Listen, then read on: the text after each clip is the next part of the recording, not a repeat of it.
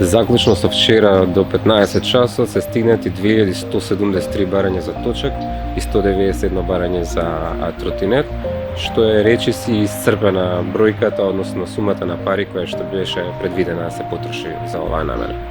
Беше предвидено да се потрошат 10 милиони денари или 170.000 евра, нешто близко до таа сума, за околу 2000 точаци и 200 тротинети. Не може точно да се знае, затоа што секоја субвенција има различна вредност, зависно од вредноста на точакот што е купен. Зголем е интересот, иако минатите години имаше исто така голем интерес.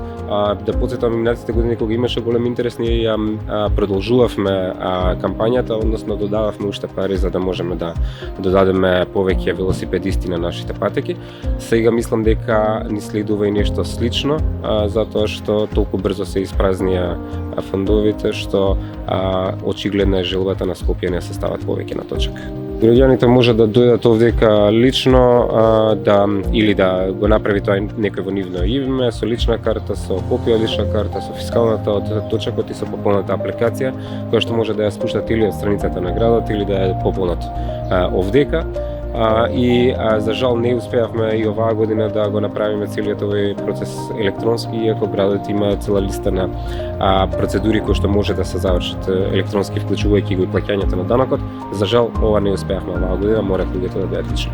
Не дозволуваме никој да застане во редот без да го почитува протоколот, а тоа значи носење маски, оддалеченост од 2 метри, а таму во барака 16 влагаат еден по еден, така што нивната безбедност е загарантирана. Фала.